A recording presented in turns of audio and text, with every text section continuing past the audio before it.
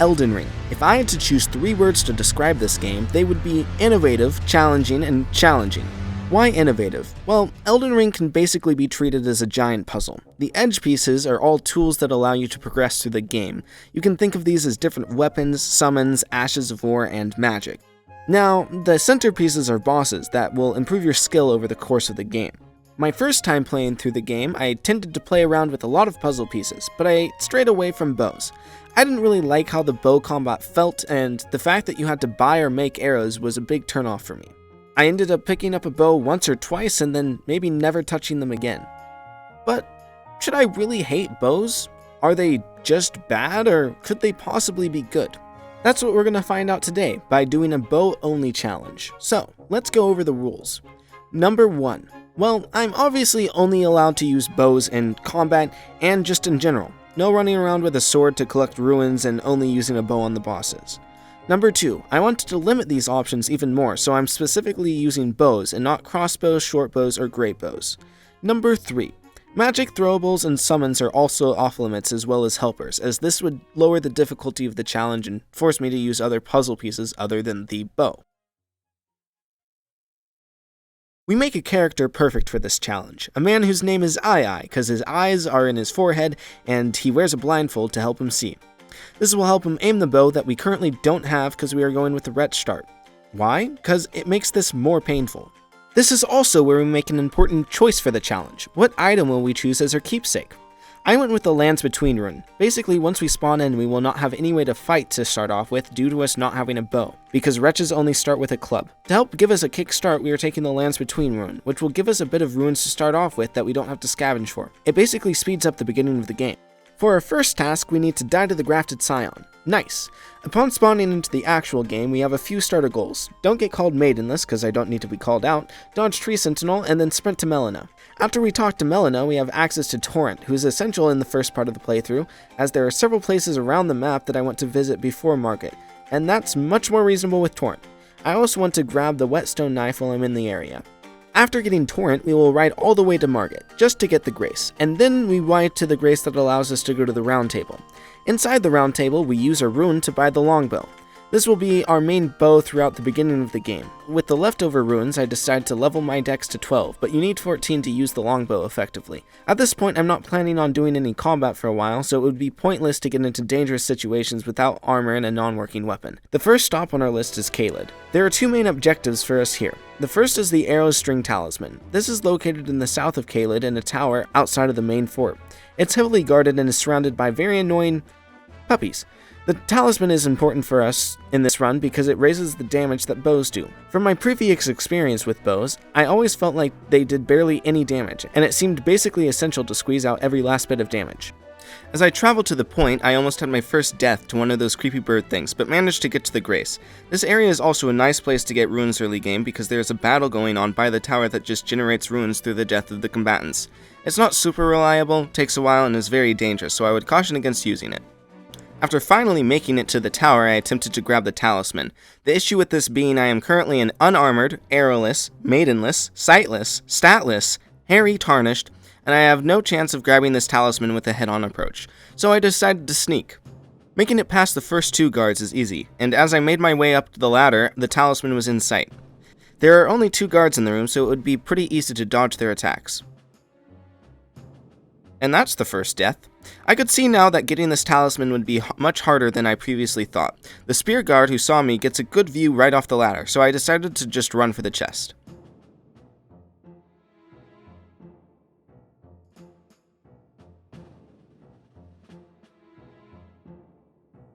Well, that could have gone better. At least the chest is open now, and I would only need to grab the item. I tried several other strategies, but died to spears through walls, getting pushed off the tower, just getting slashed to death. I finally just ran at the talisman and almost made my escape after grabbing it, but got sliced in half. Not that it matters much. I have the talisman now, so I can be on my way, but first a little rune farming. Now that we are all set with a few runes and the talisman, we need to complete our second objective. This is arrows. Now here's where the run gets interesting. In Elden Ring, there are several different statuses: Poison, Madness, Frostbite, Bleed, Sleep, Scarlet Rot, and Deathblight. Out of all of these, there are two that I am most interested in using, Bleed and Poison. In Elden Ring, when you deal damage with a weapon or consumables that inflict a status, it fills up the enemy's status bar little by little for that status. Once the bar is full, the status is triggered. For Poison, the enemy will take consistent damage over time when the bar is filled, and they will continue to take damage for a while. This means it's really good to poison a boss at the start of the fight, because they will continue to take damage from the poison throughout the battle. Bleed is the other really interesting status. When you fill up an enemy's bleed bar, they take around 100 points of damage plus 10 to 15% of their max health. This is clearly good as you can do massive damage to all bosses. The current destination is a merchant in Caelid that sells serpent arrows, which deal poison damage. On my approach to the merchant, I was almost killed again by a dog, but managed to touch the grace in time and take a little bit of a rest, which the dog respected. The problem I faced immediately after finding the merchant was money. Fortunately, I had a bunch of runes from graveyards as well as random supplies that I could sell for a bit of money. With my newfound wealth, I leveled up my dex high enough to use the longbow, and purchased a few hundred arrows, along with the samurai armor set and some poison arrows. Finally, I was at the grand level of 5, in an area that is balanced for levels 60 to 70. I also took this time to use the golden seeds and sacred tears that I had been hoarding since the beginning of my journey. Now I had the armor and arms to deal with anything. There is one more essential item I want to grab before heading to Stormveil Castle to fight Margit. The Wondrous Mixed Physic, one of the best items in the game. It allows you to make a custom potion that has some very useful effects. I fast traveled back to Limgrave and immediately was confronted with an unbeatable foe. A cliff. From Software really took the time to make their cliffs unbeatable. Their attacks do a vastly different amount of damage depending on your positioning and timing. So like a good Elden Ring player, I bashed my head against a wall by throwing myself off the cliff. Anyways, I respawned and headed around the cliff and grabbed the Mixed Physic. I also wanted to mention that if you were trying to do a run that requires you to get a lot of runes and consumables or other things that you would buy from shopkeepers, I would suggest going out of your way to stop at graveyards. There are usually several thousand runes scattered around them, and it's not like the deceased really need them. So just do a bit of grave robbing. While in East Limgrave, I decided to stop at a nearby merchant to see if he had anything interesting when it comes to arrows, which he did. He had sleep arrows, which I did not know were a thing. Unfortunately, Margit is immune to sleep, so I decided not to waste my runes on the arrows, as they are 160 a pop. It was now time to face Margit. I was still only level 5, and in my first playthrough, I was only able to beat Margit at about level 35-ish, and that was with summons. I didn't expect to be able to beat him, but I was still interested to see how well a fairly low-level build would do against a notoriously hard boss. I also upgraded my longbow to a +2, and bought some extra poison arrows. I had had a stressful journey up to this point. He had already ventured north of Stormveil Castle and had traveled to the far east and scurried through Caelid. But was our level 5 hero ready to face the wrath of Margit, the fell omen, with only a curved piece of wood and some sticks? With intense concentration, I began the first Margit attempt, fully expecting to lose. I started off the battle by shooting off poison arrows, which seemed to be fairly effective, and managed to take only a few hits before they procced poison. After the poison was triggered, I switched to regular arrows as they did more damage and were less expensive. Although my first run was going well, I died almost immediately at the start of the second phase, but it seemed like Margit was beatable at this level, which really surprised me. I think a lot of the trouble that people have when it comes to the first Margit fight is that they are getting too greedy with their attacks. A lot of Margit's attacks punish the player if they stay in his range for too long. To avoid this, I would suggest hitting him only around 3 times if you are using a melee weapon before moving out of range. The battle works completely differently if you were using a bow though. Instead of moving up into attack range and then moving back, it seems the best strat is to stay mid to long range and just keep shooting, and whenever Margit gets close, just back up. On my second attempt, I was able to get Margit down to about 1/3 of his max health before sadly falling off the edge of the map, a very common accident when it comes to Margit fights. That's even easier when you're doing it with a bow since you are always backing up. I tried Margit a few more times, getting him closer and closer each time. One thing that I have not talked about yet is the longbow's Ash of War. Every weapon in Elden Ring has a special ability called an Ash of War that can be usually changed unless the item is a special item. In the longbow's case, its Ash of War is called Mighty Shot. Basically, the player takes more time to draw back an arrow, and uses a bunch of stamina and a little FP to do a bit more damage. Using this ability against Margit did not seem very useful, as a lot of his attacks hit hard and are very fast. I could not afford to stand still for a long time for just a bit of extra damage. By the 5th attempt, I had gotten used to how to dodge and approach most of Margit's moves. The main issue was his second phase. During the phase, his attacks become much faster and occur much more often.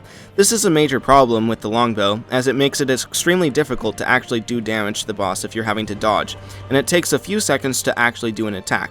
This is part of the reason that poison is so useful. If he is poisoned, Margit will still be taking damage while I'm focused on dodging his barrage of attacks. Even if I apply poison at the start of the fight, it will wear off by the end, so I need to reapply it during the second phase. The problem with this is that if something has already been poisoned, it is much harder to poison it again. It was taking about 5 arrows to poison Margit at the start of the battle, so this was something that was hard to do during the end of the battle when you would need to shoot more than 5 arrows. Fortunately, I did not have to deal with this issue for very long because I managed to beat Margit on my 5th attempt. This was a big deal to me. My first time playing through the game, it had taken me about 20 to 30 tries when I was about 30 levels higher to beat Margit. I don't consider myself an expert Elden Ring player by any means. I'm pretty good at the game, having over 100 hours in it, but it's my first From Software game, and the fact that I can beat a notoriously hard boss at a very low level with a weapon that I'm not that familiar with is insane. Maybe the bow is actually secretly amazing. The thing about the Margit fight is that you need to learn how to do the dodges so that you don't get hit. When you are in melee range, a lot of Margit's moves are fast and hard to dodge because you have so little time to react. If you are using a bow though, Margit switches to his ranged abilities that are generally slower and much easier to dodge. This is why I think that the bow did so well against him.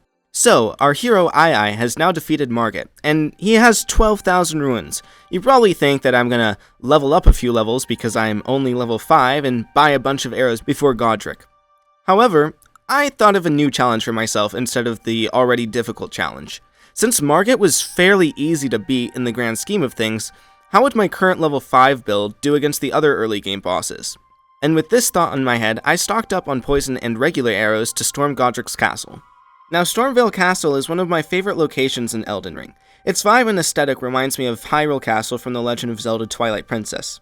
In my first playthrough, I remember running around Godric's home for hours and dying over and over again to birds with swords on their feet. The only thing worse than the birds, though, was this guy, who will steal your ruins if you die in the castle. So I took matters into my own hands and, dealt out some much-needed justice. This is also the area in which I tried using the aiming mechanic for the bow. There are basically 3 ways that you can shoot a ranged weapon in Elden Ring. You can lock onto an enemy and shoot, which will activate auto-aim. You can hold down the offhand attack button / the block button to aim down sights, which is really finicky on a controller but allows you to get headshots more often, or you can miss. After brutally helping gatekeeper Gostock achieve his dream of becoming a pincushion, I decided to go the long way because I think I needed to talk to him to open the front gates, and well, he's a pincushion, so. This was the first section of the game where I was going to have to fight a bunch of regular enemies, and so I decided to test just how good the bow was against a blade bird. The US Army must be funding Godric's army because no one else would think of using weaponized eagles. The bow does not make the birds easier to deal with, unfortunately. For my first attempt at getting through the first part of the castle, I tried to run through everything, but that ended up with me getting burned alive. I found that fighting regular knights and other enemies with the bow would be fairly easy. All you have to do is back up and keep firing. If something has a shield, you can use the Mighty Shot ability on the longbow because it will pierce through some of them. I would say that the bow made the section of the game easier in some ways, but harder in others. Since there are so many things throwing bombs at you in this section, it is really nice to be able to take them out without dying. If you are not aware, you can actually skip a large part of the castle by jumping off this edge in the direction that the arrow is pointing. All you have to do next is run through the group of soldiers and go up an elevator. I wandered around the castle because I forgot where Godric's room was, but I eventually found my way there. I had prepared myself with more arrows and was ready to take on Godric. I was not sure how this fight would go. Margit took me 5 tries to beat, but how would I fare against Godric? Turns out, he is really easy with a bow. I literally beat him first try. I used the same poison then regular arrow strat that I did for the Margit fight. The bow just felt broken for this fight. Godric didn't even know how to deal with the arrows and would roll into tombstones constantly instead of attacking. I think it would have been possible for me to do this fight damageless if I had a few more practice runs. All in all, Godric was easy. I now had a ton of ruins that I could use to level up like 15 times if I wanted to. But I thought about it and decided to see if the other bosses could be beat by a level 5 blind archer. At this point, I had only spent about an hour and a half in the game, and I wondered how much long it would take me to complete it.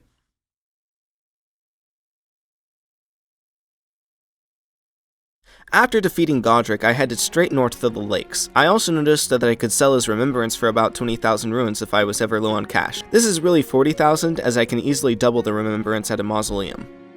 The lakes are a treacherous place, and I basically made a beeline for the Academy key, grabbing items and maps as I went. Grabbing the key from the dragon was pretty uneventful. I tried fighting it and lost, but instead of deciding to fight it again, I decided to save it for later on if I ever needed some extra runes. It's not like I could use its dragon incantations. Instead of fighting through everything I saw, I just kind of galloped past the guards at the entrance to the academy, as they would be really hard to fight all at once. Once inside the academy, I wanted to test how good the bow was at fighting against sorcerers, and I had a shootout with 2 of them. This did not go well at all. It's really hard to fight things that have fast ranged abilities because if you get hit while attacking midway through the bow draw, it will cancel it. I fought my way through the rest of the early part of the academy and abused some of the General Grievous clones. Now the center section of the academy is the most annoying part of the game, and I died trying to run through it, and had to do it all again. Luckily, I made it through the second time, and rolled onto an elevator. The thing with this section is that there are so many enemies that could easily kill you that you can't even start to fight one with the bow because another one could sneak up behind you and easily kill you. From what I've seen so far, the bow is really good against bosses and in small group situations, but as soon as there are more than 3 enemies, you're in trouble. If you were just doing a normal playthrough of Elden Ring, you could simply pull out a melee weapon to deal with situations like these, but the bow-only challenge makes this way more difficult. The next big event in our journey is the Red Wolf. This mini-boss of the academy lays past a huge mass of enemies. To get to it, I decided to just run.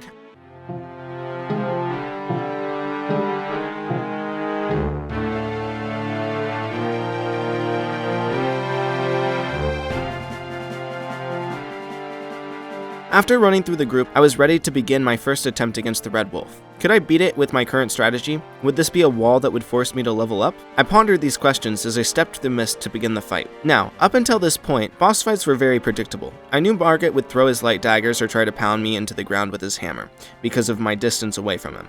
I knew Godric was weak, but that theme with bosses was about to change. The Red Wolf is infuriating to fight with a bow.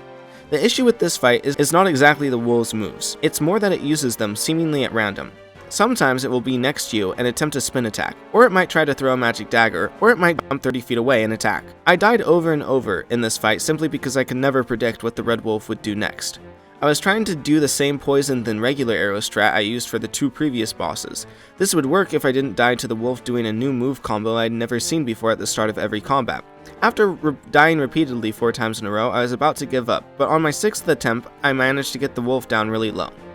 At this point, I knew it was possible to beat him with my current setup, so I tried again, and again, and again, and again, and again, until I finally beat him. This fight was really frustrating. Winning it was not even satisfying because I knew the only reason I won was due to good RNG from the wolf. There are literally undodgeable combos. Sometimes it would even push me into a wall and I would not be able to get away before it killed me. In my first playthrough, I remember really enjoying this fight, so maybe it feels less frustrating when you're running a melee build, but I would never suggest trying to fight this boss with a bow. However, I do not think I would have been able to beat the wolf at level 5 with a melee or magic build. Probably if I kept trying over and over again, but it would take me around the same amount of attempts if not more. My view on bows being bad weapons has been completely turned upside down at this point. Even though the fight with the Red Wolf went terrible, it became clear to me that if I had a bit of space, the bow really shined. Being able to poison a boss at the start of the fight, and then being able to re-poison them whenever through the rest of the fight is a really nice asset that the bow brings to the table. Unfortunately, it seems that I'm actually going to start running into issues if I don't level up, so that may be on the table for the Renala fight. After restocking up on arrows, I headed towards this game's rendition of UA. I immediately ran into an issue. Moongrum. This NPC has similar moves to a player. This also means that he is super good at dodging arrows, which is really bad for me. I don't have to fight him, but I do need to get past him to get up the elevator to get to Renala. But Moongrum is really fast, and I can't make it on the elevator without him following up as well and eventually killing me. After several attempts, I managed to get him to fall into the cavernous space underneath the elevator. It only took 10 minutes. Now, it was finally time for the Renala fight. I went into the Renala fight expecting it to be much harder than any of the other previous bosses, but boy, I was not aware of what would be in store for me. Renala is easily the most difficult boss for the bow so far. In the first phase, there are several reasons for this. It is really hard to shoot the floor gang of people, because with the bow you can either try to lock onto a target or aim down sights. Now normally locking onto a target would be fine, but since there are so many witches, you often end up locking onto the wrong one.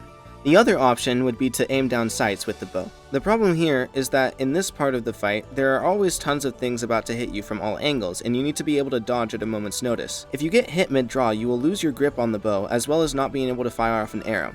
The first part of the second phase is probably the easiest part of the fight because it's just a ranged battle back and forth. After learning Renala's moves, it was pretty easy to get through. The second half of the second phase seems almost impossible though. Because of the constant summons, you spend more time running away than shooting, and you can barely do any damage with a bow. After spending a few hours on this fight, I decided to get some better gear.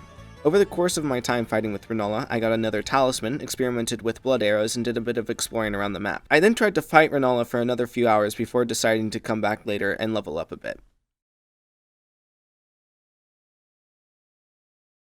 I grinded for a bit and ended up heading to the royal capital to get some more golden seeds. I was steadily leveling up as well, but I still wanted to see if Radahn was possible to beat at a fairly low level, so I never leveled up too high. I also made a stop and fought Miriam, who was fairly easy to beat. It's always nice when your bow shoots faster than your opponent's.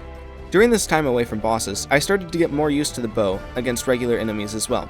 Some things were way easier to fight with a bow, while others were near impossible, but I was starting to find the charm to the weapon that I had never noticed before.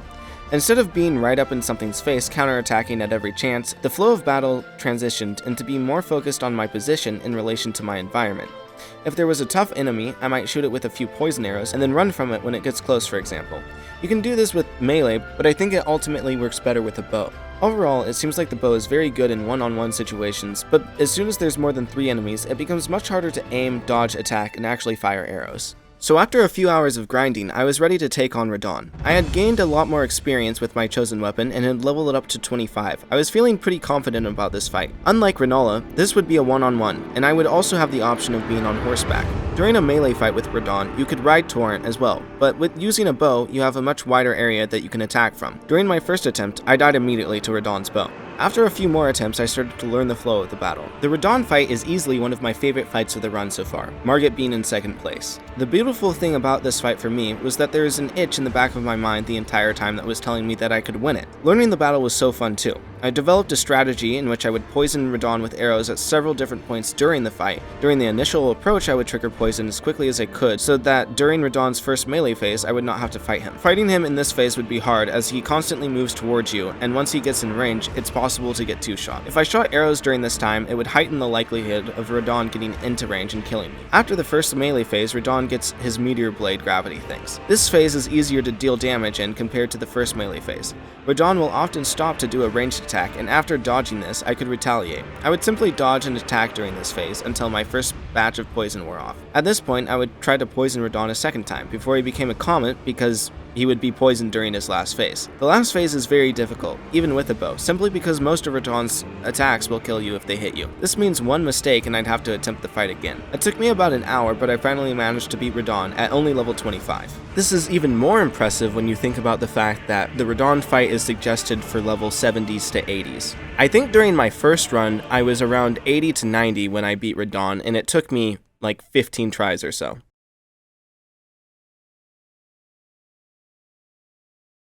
After beating Radahn, I had proved to myself that the bow was simply just really good at a lot of the early game bosses if you don't count Renala. So I decided to use his runes to level up finally. I was extremely underleveled for the royal capital at this point, and I did not think I'd be able to beat the bosses as easily. Before making it to the actual capital, I had to take down the Draconic Tree Sentinel. This boss was another very fun fight. It was the first fight that I really felt like each consecutive time I improved. Before this point in the game, you could safely attack most of the time unless the boss was ready an attack right next to you. The Draconic Tree Sentinel has several attacks that are ranged and can't be easily countered. First off, the fireball attack. With the longbow, you have to be a few meters away from the Tree Sentinel if you want to be able to fire an arrow and then dodge the incoming fireball without being hit. The best way I found to deal with this was to dodge backwards for the first 2 or 3 fireballs and then shoot arrows. The only other attack really worth mentioning is the one where it calls down lightning. This attack was just simply hard to learn how to dodge, but after getting used to it, I could dodge it pretty consistently. Overall, this fight got me to learn when to shoot and when to focus on dodging for long periods of time, which would be essential for the rest of the challenge. After beating the Draconic Tree Sentinel, I ran through the capital. I didn't spend much time in the main part of the capital, as there isn't much that I wanted to do there, and instead headed straight to Godfrey. Now here's where the run ramps up in difficulty, and where I had to actually do planning before going into fights. I don't want to talk about Renala. Anyways, why is this fight any different from previous bosses? Well, Godfrey is resistant to poison.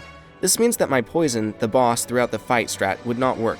This was a very big issue as poison was accounting for like half of my damage during the fight. Even worse was the fact that I had to spend most of my time dodging attacks since Godfrey is so melee focused. Godfrey was not weak to anything either, so I basically just ran up and down the room over and over again, learning his attack slowly until I finally managed to beat him. This fight was not easy by any means. Godfrey really likes to spam his Stomp Rock move, which I had a really hard time dodging. The way the attack works, it pushes you to dodge forward, which would be great for a melee character because you could do a few quick slashes before dodging Godfrey's imminent attack.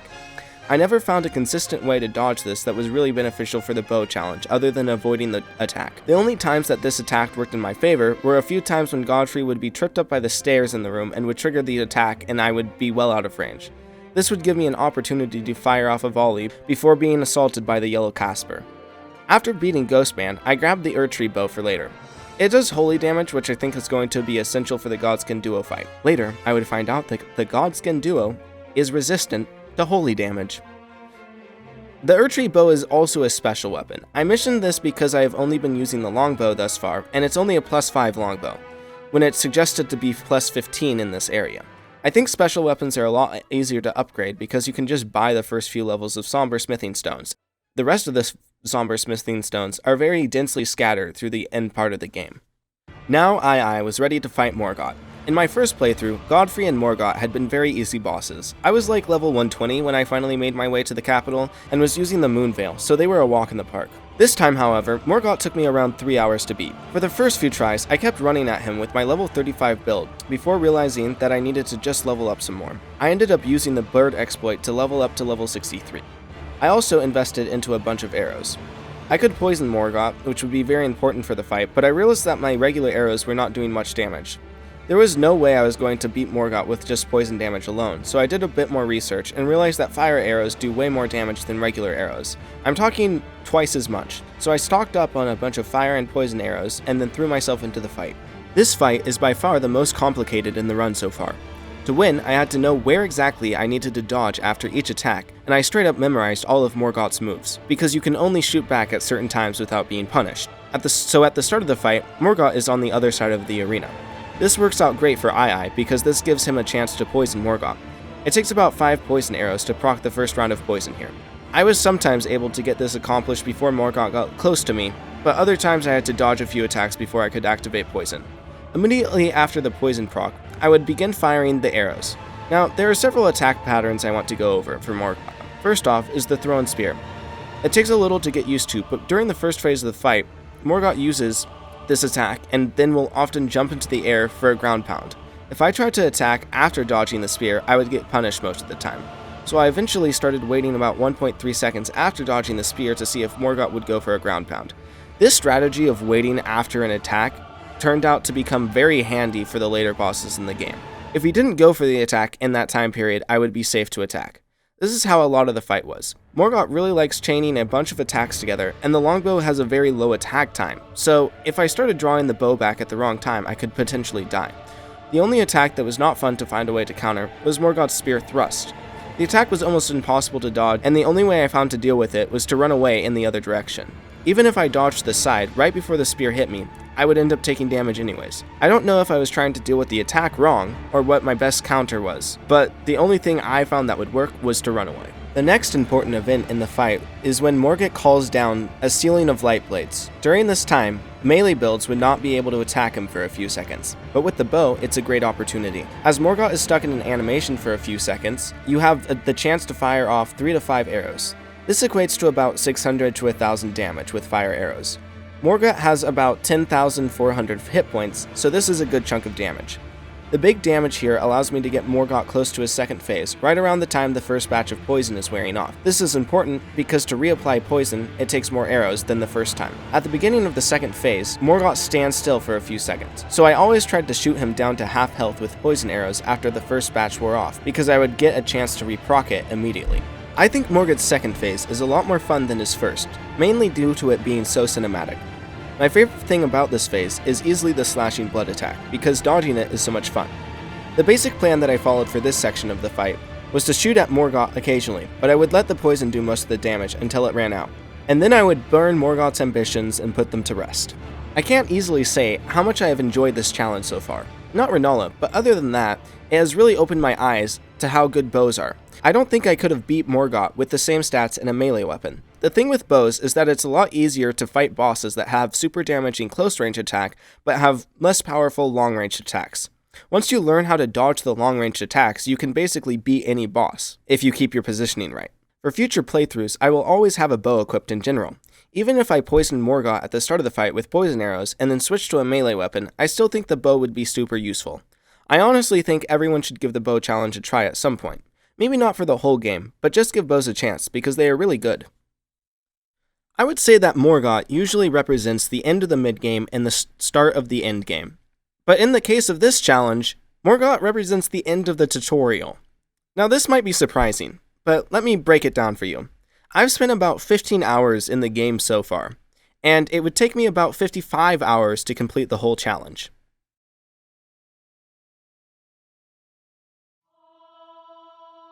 Our next stop is the Forbidden Lands and the snowy mountaintops of the Giants. Now, if Stormville Castle is my favorite dungeon in the game, the Mountaintops of the Giants is easily my favorite area in the game. It's so cinematic. Riding across the bridges over vast canyons makes me feel like I'm in a medieval movie or something. Anyways, nothing very eventful happened in my travel through the Forbidden Lands and the Mountaintops of the Giants, other than the fact that I picked up a few somber smithing stones for the Erdtree bow, but I eventually made my way up to the Fire Giant's battle arena. The Fire Giant marks a new theme with bosses. Morgott was basically a tutorial for this theme. Basically, I'm going to spend more time in the fights dodging from now on than actually doing damage, so poison is essential for the fights. Now, the Fire Giant poses a very strange challenge for the bow challenge. Basically, it has 43,000 hit points. For reference, Morgott had about 10,000, and I was using a bunch of arrows in that fight. Doing a bit of math, I found out very quickly that there was no way I could possibly do enough damage to the Fire Giant with only 200 arrows to actually kill it, even with the added poison damage. So, I leveled up a bunch.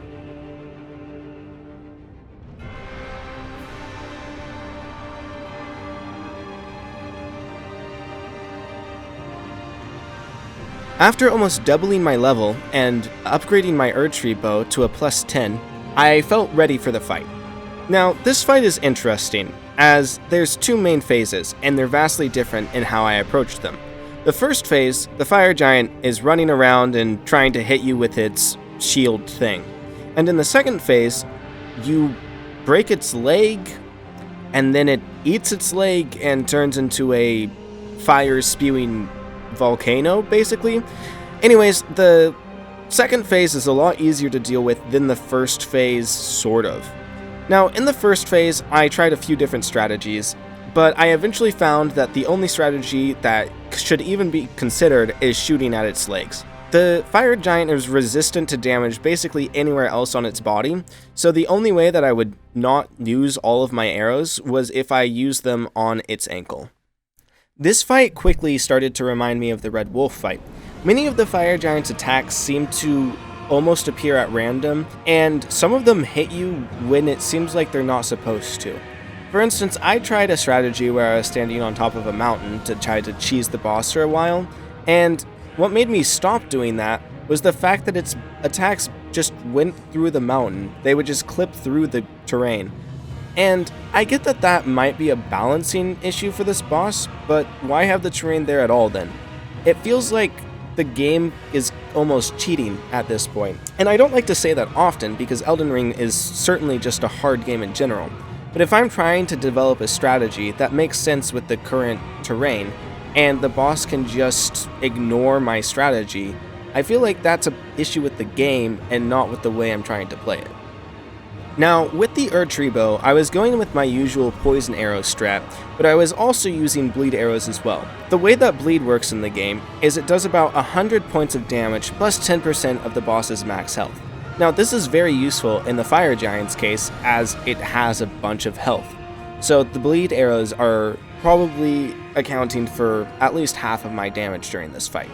Fire arrows, unfortunately, don't work very well against the Fire Giant because it's resistant to fire damage. So, how did I win this fight? Well, I basically just tried it over and over again for about 8 hours, and then I eventually learned the Fire Giant's moves well enough to beat it. See, There isn't much strategy for this fight. During the first phase, I can aim at its ankles, because that does the most damage, but other than that, there's not much I can do. When it's not poisoned, I poison it, and when it is poisoned, I shoot bleed arrows at it. During the fight, I also found that if I was off Torrent, it was much easier to avoid most of the Fire Giant's moves, so I spent a lot of the fight on the ground, but I would also use Torrent to catch up to the Giant whenever it rolled away from me. But overall, this fight was really just a slog. I felt like I wasn't using a lot of my brain to think of strategies for this fight. I was just learning how to dodge the Fire Giant's attacks. Anyways, it was now on to the Crumbling Farum Azula.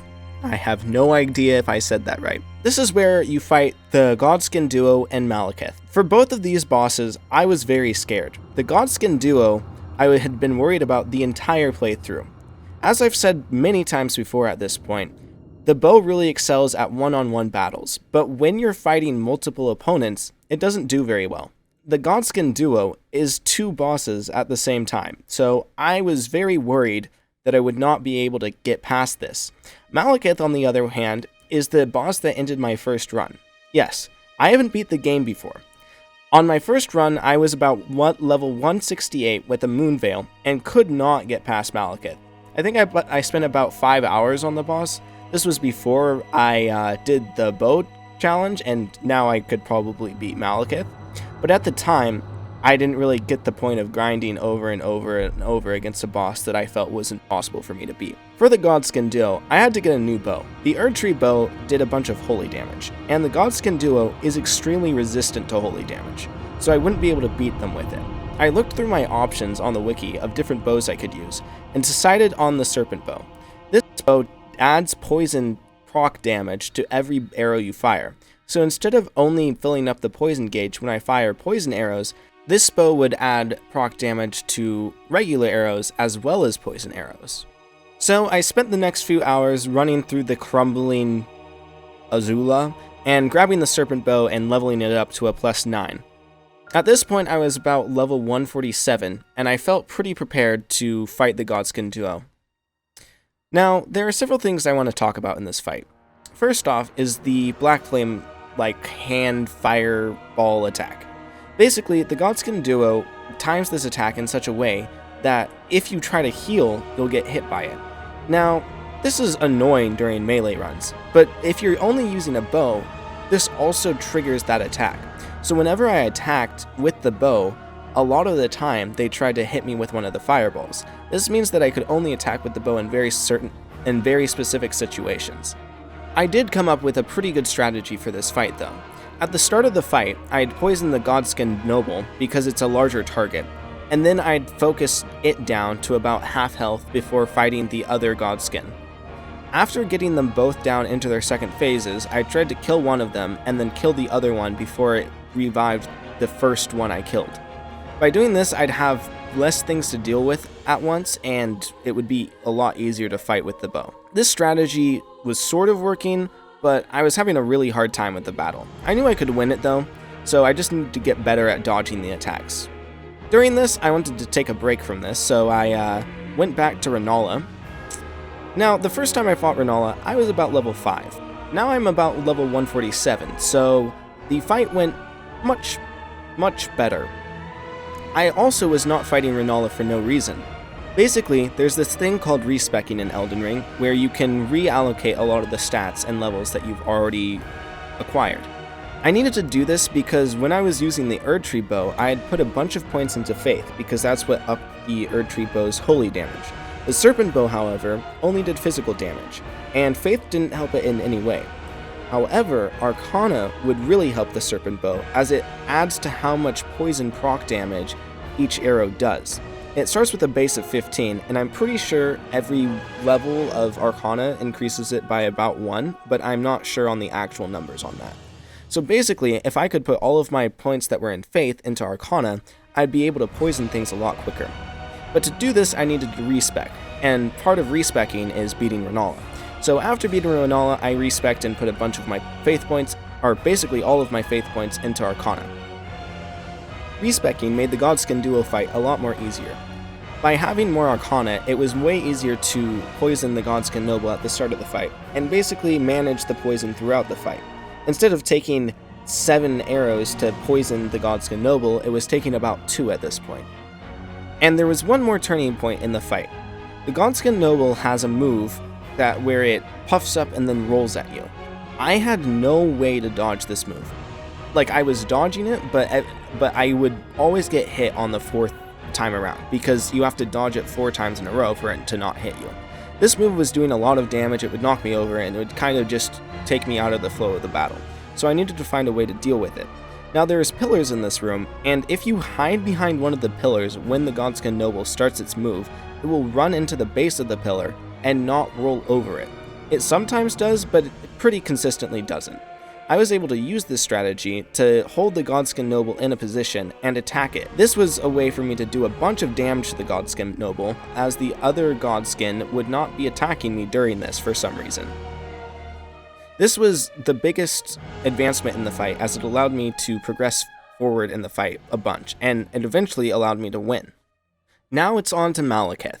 I was very worried about Malekith. Malekith had ended my first run when I had been using the Moonveil, a weapon that I thought I was way more comfortable with than the bow at this point. Little did I know, I had become much more accustomed to the bow. As I entered the Malekith fight, I was expecting it to not go very well. He has a lot of very quick ranged attacks, but pretty quickly I learned how to dodge them, and they weren't that much of an issue. The second phase of Malekith's fight is where the real issue starts. He starts moving around very quickly around the map, and has a lot of hard-hitting, fast-range attacks, as well as him just being faster than you, and he can hit you with melee attacks.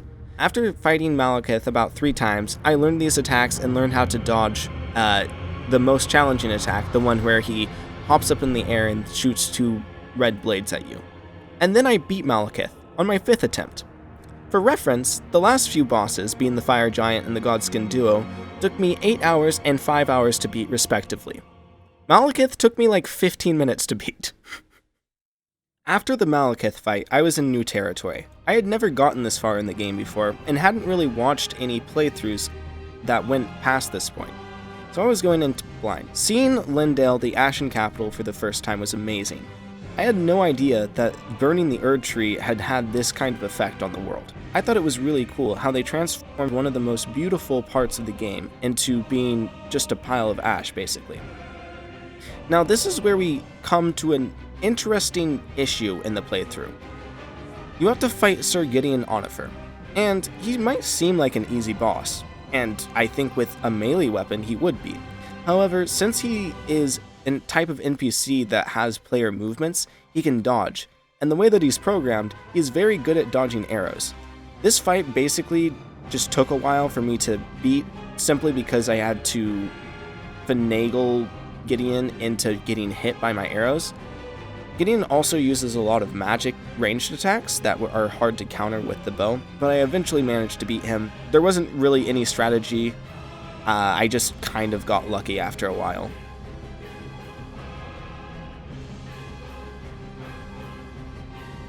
So now it's time for the Godfrey fight. I was not expecting this fight to become my favorite fight in the entire game. It also took me a really long time to beat, something like 8-ish hours, I think. It was around the same amount of time as the Fire Giant. Now this fight I had a lot of different strategies for. It's in the same stage as the Morgott fight, so I was able to poison Godfrey at the start of the fight. After poisoning Godfrey, we'd spar for a bit. He'd attack me with a move, I'd dodge, and then do a jump attack. Now, jump attacks with the bow are pretty interesting. I believe they're slightly faster than regular attacks, but even if they aren't, for a lot of Godfrey's attacks, they come out of the ground, and you're able to actually dodge a bunch of his moves by jumping in the air and attacking instead. So instead of never being able to attack and waiting for a chance to get 1 or 2 arrows in, I can constantly be attacking during this fight by using jump attacks. The first phase of Godfrey's fight was pretty easy, and I think the second part of his first phase is even easier than the first part. It's easier to dodge those attacks other than his ground spike attacks with the bow, and you can basically be anywhere on the map and he'll still try to hit you with them, so it really helps for the bow instead of him being right next to you. Now the second phase of the Godfrey fight is very difficult. The timing I thought was very hard to learn on how to dodge the attacks. I think this would be just as hard with a melee build. It was really hard to deal with him when he was in melee range. I really liked this fight, but it took forever. Basically, the poison strategy during the fight was poison him at the start of the fight and then poison him at each phase change, because there was a bit of time that you could use to poison him. There were certain times that you couldn't attack also. A lot of Godfrey's attacks are followed up by other chain attacks and hard to deal with. But overall, the Godfrey fight was extremely fun. Now it was finally time for the final bosses in the game.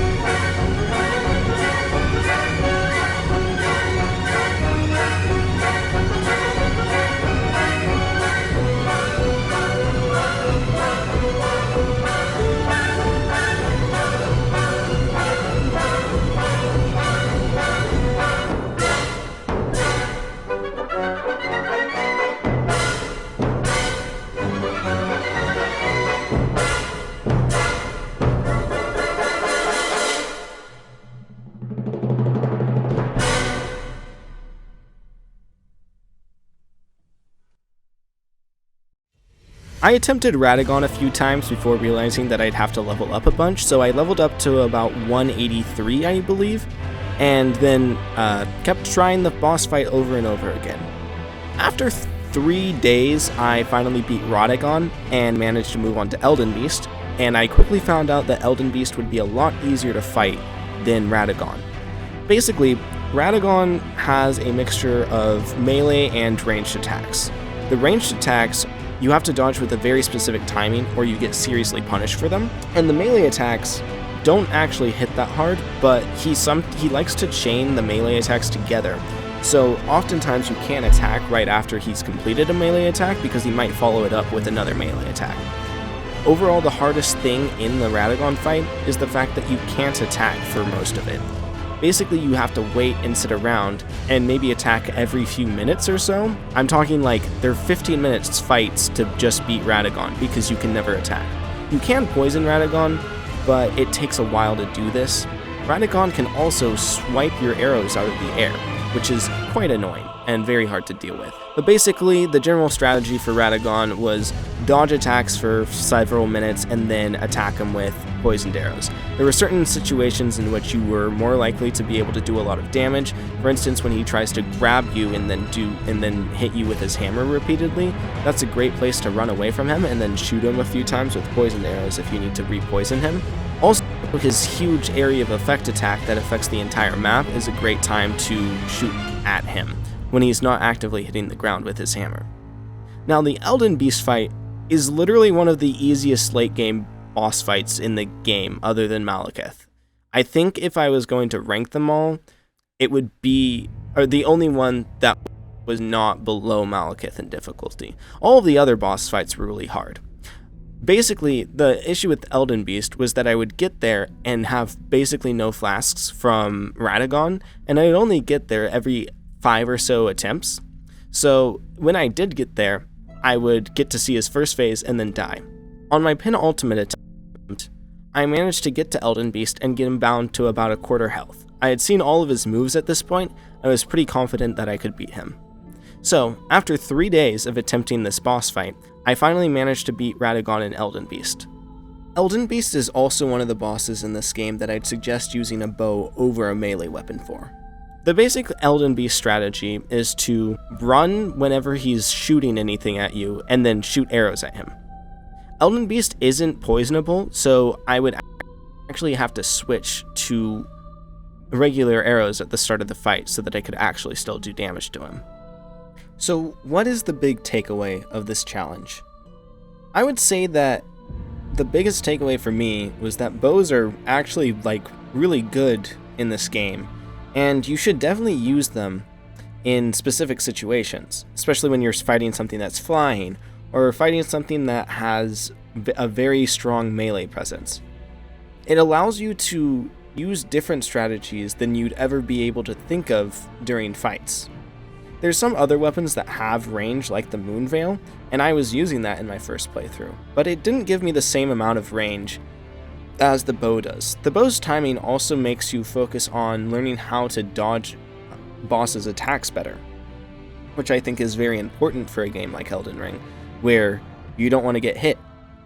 We posed a question at the beginning of the video: can you beat Elden Ring with only a bow? And I proved, yes you can. I was about level 183 when I finally did beat the game, but I still think that shows that the game's definitely beatable at a reasonable level with a bow. If I can beat it with a bow at that level, then I'm sure many people can beat it at a much lower level with a bow. Well, thank you for watching the video, and if you enjoyed, maybe subscribe or like the video. Bye bye.